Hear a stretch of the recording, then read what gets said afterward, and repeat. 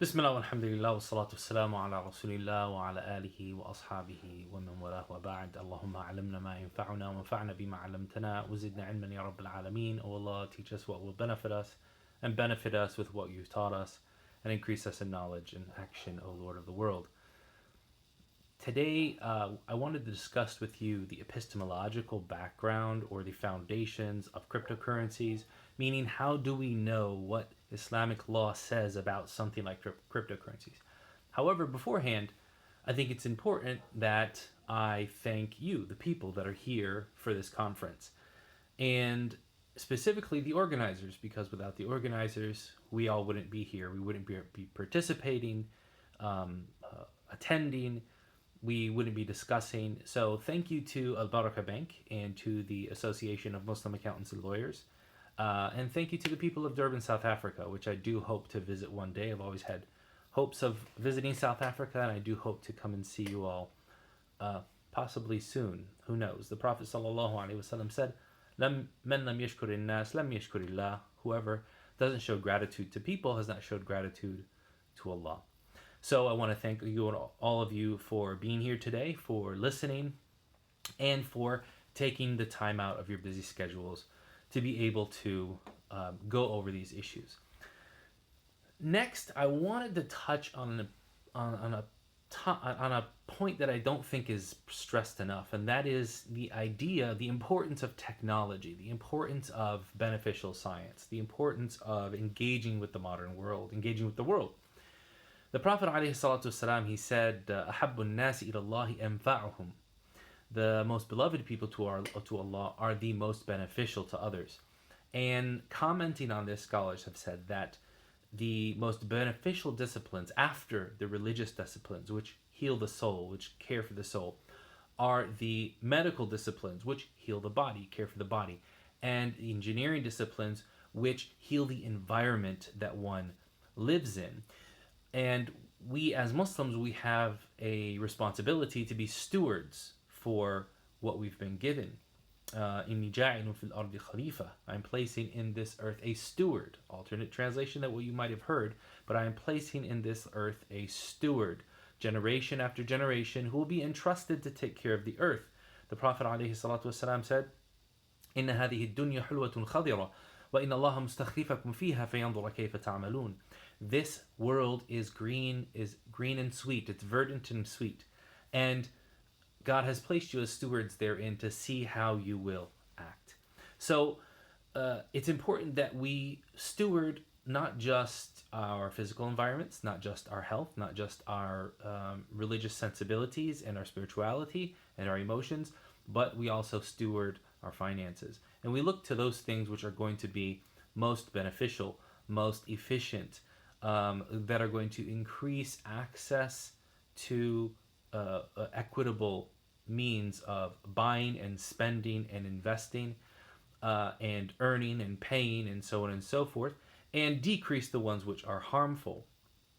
And I think that it's important that I touch on a quick point here, and that is that when we talk about building equitable, fair systems of finance, we many times think of finance as existing in a bubble. We think that finance is this magical world of numbers where nothing matters except for how you calculate it and how the flow of funds works. And what we forget is that financial systems stem from political systems, and political systems stem from normative values which are held by the people that make up those political systems. So, if you have corrupt normative values, you will have corrupt politics and you will have corrupt financial systems. And it is upon us to not only democratize access to banking and finance, but to also absolve banking and finance of those very harmful, very detrimental elements that are reflected in the normative values which allow for usurpation, misappropriation, zero-sum outcomes in finance, things which are not win-win. And once we can realize that our normative values should affect our economies, should affect our financial systems, we will then inherently start to see a more fair and equitable financial system. And This fits in with the concept of cryptocurrencies because the use of blockchain and cryptocurrencies is all about decentralizing the regulation of currencies, the free flow of funds, allowing people the freedom of their capital. And for those of you familiar with Islamic studies, you will know that there are certain prohibitions about what is called sahib al-maks, or the person who curtails the free flow of assets and capital and investments by basically acting as a gatekeeper for money and things like that coming in. And this person, was a problematic person in the prophetic literature. So the idea of freeing up funds is important, to be free flow of funds is important, but there's also the importance of regulating it in a sense where everyone not only has access to those funds, but they can be sure that they're not being defrauded, and that they are still being able to, that they're still, or that they are able to retain the value that they put into those funds. And that's a whole nother topic. Let's talk a little bit about Bitcoin, about cryptocurrencies. Obviously, Bitcoin is the what everybody talks about, because simply it was everyone knew the term Bitcoin early on. But let's just say cryptocurrencies from now on. You'll hear a lot about people saying cryptocurrencies, Bitcoin is halal, Bitcoin is haram. There's a lot of discussion about it. Guess what? This has been the norm throughout Islamic history. Don't think that the variance of opinion on a particular subject, specifically a subject that is so fresh, like the use of blockchain in finance for the transfer of value, the creation of currency, don't think that that is somehow an inherent weakness in Islamic law. It's not. It's a strength. Do you know why? Because that means that the idea of improving our financial systems through technology is not being rejected dogmatically. It's being dealt with by some people who are allowing it, some people who are not, some people who are trying to just ascertain how this stuff works. And this has happened many times throughout Islamic history. For example, tobacco, when it first came to the Muslim world, some people said you actually should smoke cigarettes because it gives you energy. You can stand in light in prayer longer. Others said, no, it's smelly. We don't know of it harming anyone, but it's smelly and we shouldn't smell bad. Therefore, it should be avoided. It's impermissible. And then later on, as science progressed and studies progressed, almost scholars, almost all of them would say that it's impermissible because you're simply poisoning yourself. So they went through this process of variance of opinion. It happened with tobacco. It happened with coffee. It happened with a lot of different things. So we should never say, oh my gosh, all these scholars of Islam are disagreeing. That's actually a very, very healthy feature of Islamic law, that it is alive and that people are concerned about these things and that they are discussing it. Now, one thing has to be said, and that is that many of the fatwa that came out underneath the auspices of religious organizations or institutions which are government controlled. And in centralized governments, authoritarian governments, they are obviously going to be apprehensive, if I can use that very polite term, to something which is going to sap value out of the country and take the control of currency out of their hands. So we do have to read fatwa in their cultural and political contexts as well. So it's very healthy that we have differences of opinion between scholars, and it just means that we're still going through the process. And I am happy to be here today to talk to you a little bit about that process. So, a lot of times we ask the question, is crypto permissible? And this is the wrong question that we should be asking, because Islamically, everything is allowed until it is proven to not be allowed. So when we come across a new technology, we should not say, is this permissible? But we should say to ourselves instead, what are the parameters for the use of this thing? Number one, what is the reality of this thing that we're analyzing? And number two, what are the parameters for using that? So what is the reality of it? Scholars would say, al-hukm ala shay far'un an tasawwurihi. to opine on something is based upon your conceptualization of it. So number one, we have to understand the underlying technology and functions. So if a person has trouble abstracting and understanding how a currency can exist in the cloud and not exist in a physical form, don't expect for them to understand what crypto is and how it works. Or a decentralized ledger doesn't mean that the parties are anonymous or unknown. Don't expect for them to understand or to say that it's permissible, because the conceptualization of those issues is still an issue with that one person. But as we raise awareness about how things work, then opinions can change. Now, people that would say, is crypto permissible, are the flip side of the people that would say that gold and silver are obligatory to use as a currency. And both of these approaches posit some idea that Islamic law speaks to individual legal evidences for particular points in order for things to be legitimate. And this is not the case. Islamic law speaks in general precepts of how and why certain situations and certain things are permissible.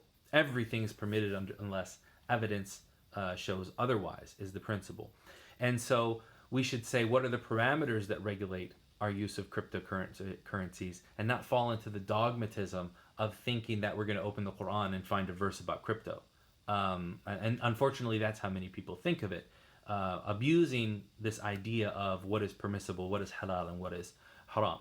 So how do we characterize cryptocurrencies under Islamic law? There's been several attempts. Some people have said that they are intellectual property rights. Some people have said they are merely digital assets. Others have said that they are weak currencies. And others have said that they're currencies like any other currencies. In reality, the last two opinions, not too much difference between them. It merely has to do with the distribution and use of those currencies. So if someone were to say that Bitcoin or crypto is allowed because it's an intellectual property right, I'm going to be honest with you. This opinion is very weak. And the reason why it's weak is because something being an intellectual property right does not confer a legal status in and of itself. I can have the intellectual property right to something which is unequivocally impermissible. I can have the intellectual property rights, own them to something that, God forbid any of us fall into this, but someone could own the property rights to adult entertainment. They have the intellectual property rights to a story about, murder or something like that. That doesn't necessarily mean that in and of itself that confers on it the status of being permissible. So another point is that IP is it cannot, in and of itself, intellectual property cannot be so ubiquitous so that there's no difference between it and other things which are like it. It's like me saying I have the intellectual property to the statement Durban is a city in South Africa.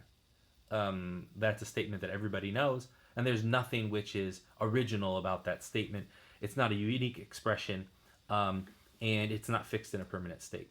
So the idea that crypto is an intellectual property right just doesn't really sit well with the nature of cryptocurrencies in and of itself.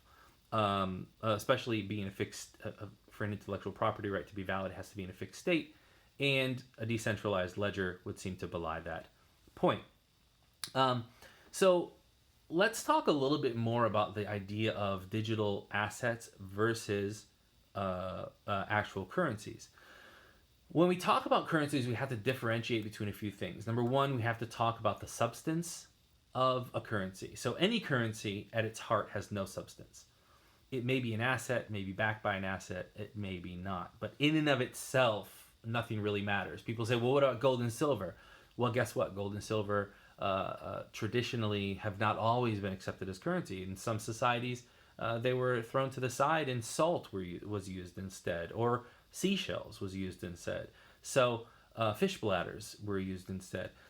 So gold and silver do not have an intrinsic value, although they are very popular currency. So that substance currency does not have a substance in and of itself, but it does have certain characteristics and functions. What are those characteristics and those functions?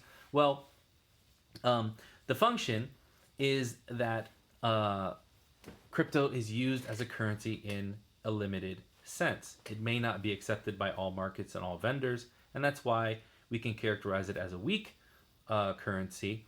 But how is it different than other digital assets? Many of you probably use the internet, you know of WordPress, or maybe you've downloaded Microsoft Word or something like that from the internet. Those are digital assets. Those are things that we get from the internet. Well, what's the difference between me owning a unit of crypto and me owning a unit of or me owning a WordPress plugin? Well, the only thing I use the crypto for is the transfer and storage of value. The WordPress plugin has a function and an ability in and of itself that it provides that is unique to it, whereas a unit of cryptocurrency does not. It is fungible, and the only thing the only function that it has is to transfer value to one party from another. So when we look at the history of Islamic law, we find that when fiat currencies and floating currencies became ubiquitous throughout the world, and after the time of Nixon, when the dollar was floated, and a lot of currencies stopped becoming backed by the dollar, which was backed by gold. And again, pointing back to political systems and normative values. Scholars said, okay, well, we would say that people used gold and silver because they thought of them as having value, possessing thamaniya, or ghalabat al-thamaniya, predominant value. Well, now these paper currencies don't have any value, or they don't have any intrinsic value or intrinsic value. So how do we characterize them? Do we still characterize them as currency? Well, yes, we do, because people accept them as units of measure, as stores of value, and they themselves trade them in that sense and use them like we used to use gold and silver. So the predominant, and I would say the vast majority, if not all, of modern scholars had said that fiat currencies, which were issued by central banks, were considered to be currencies like any other currency that preceded them, simply because of the value which they were imparted with. And that meant that we could then not trade those values for asynchronous amounts. So I could not trade one Egyptian pound, one guinea, for 2 Egyptian pounds, 2 guinea. Why? Because I have a asynchronous, an unmatched amount of value that is there. And so in one sense, it's a win-lose situation, because someone's losing an extra unit of measure. Cryptocurrency is very much like fiat currency in that it is a storage of value and a method for transferring it. And were it not for that cryptocurrency would not exist. And because of that, because of how it does not have an intrinsic value of its own, it doesn't have an intrinsic function of its own, its only characteristic is to store value and transfer it, then the most fitting analogy for it is that it is a currency. Now, some people come and they say, well, early fiat currencies actually were made out of copper, and scholars allowed the trade of 2 copper coins for 1 copper coin at times. And why did they do that? Well, the reason that they did that is because those fiat currencies, when they were minted in non-precious metals like copper and zinc and nickel and things like that, they also were purer metals, and so they could be traded for their weights. And because the base alloy or the base metal had a value in and of itself, it actually had an intrinsic value. It wasn't simply extrinsic. But now that we're dealing with currencies which have a purely extrinsic value, meaning that they have nothing underneath that shows them value, or that gives them value other than the fact that I consider it to have value and to transfer value, then we must take value as the key reason for considering it a currency. What does that mean? That means that units of cryptocurrency or any currency are fungible, and the rules of loans still apply to them. And this is something that even if you were to consider crypto a digital asset, Islamic law dictates that even when you loan a simple loan of an asset, or an asset loan, which is fungible, you are still not allowed to do a 2-for-1 trade. So if I loan you a cup of sugar, I can't ask for 2 cups of sugar in back. Otherwise, that is considered riba. It's considered interest because I'm taking more than the value which was given to me. Now, if I traded you 1 cup of sugar for 2 cups of wheat, that'd be completely fine. So even if we say it's a digital asset, it really does nothing to affect how we would trade it equitably according to the rules of Islamic law. And other people will make arguments about clean versus tainted crypto and how this somehow affects the fungibility. But that's like saying a dollar bill with dirt on it is different than a dollar bill that is clean. They're still acceptable at the bank for the same amount of value. They don't change in any sense or any form. And none of us would rightfully or rationally accept that somebody gave us 2 old dirty dollars for 1 clean crisp dollar, because whenever we go to the bank, the value is going to be the same. Whenever we trade with people and buy with people, the value is going to be the same. And so why would we defraud ourselves of that value, or disenfranchise ourselves of that value? Now, Ibn Qudama mentions a silent consensus that he relates. He says that everything in which riba al-fadl, which is the interest of there being asynchronous amounts, then riba nasi'a, there being deferred interest, which is earned, accrued interest that is earned in the future, is forbidden as well, without any difference that we know of. Now, to conclude, when we talk about why something is a currency, we have to look at, number 1, the reality of that thing. Number 2, its proximity to similar cases and items in both the Islamic text as well as the history of Islamic law. And we find that currencies in their general form, as long as they store value and transfer value in our a unit of measure, are permissible. That when they are considered to be currencies and used between people, then they have to be subject to the laws of Islamic currency trade, which means that you have to have equal amounts of the same currency, and you can have differing amounts of different currencies. $2 for 1 Bitcoin, 2 Bitcoins for 1 Litecoin, 1 Litecoin for 2 of Verge, whatever.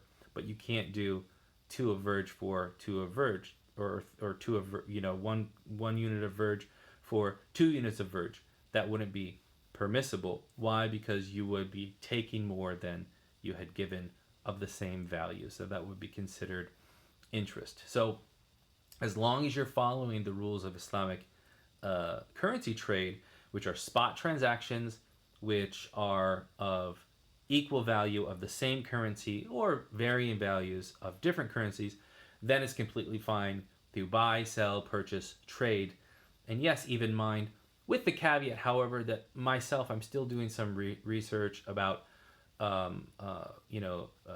proof of work, or stake. Those things that have to do with mining, to me, need a little bit more research done, because the idea of seigniorage comes in, which is very similar to how fiat currencies are created. But to claim that cryptocurrencies are exempt from the rules of Islamic currency trade because they are intellectual property rights, or because they are digital digital assets, does seem weak, in my opinion, based on the nature and the function of these assets. So if one's going to use these cryptocurrencies, then they have to follow the rules of currency exchange under Islamic law. And I believe my time is up, so I would like to thank all of you again. Thank you for attending. Thank the organizers of Baraka Bank and the Association of Muslim Accountants and Lawyers. And thank you, Durban, South Africa. And I do hope to visit you one day. And if you would like to read more about this topic, you can go to my website and go to joebradford.net/crypto. And you will find a detailed article that talks about what we talked about today, and a few links to some other resources Jazakallah khairan. Assalamu alaikum wa rahmatullah.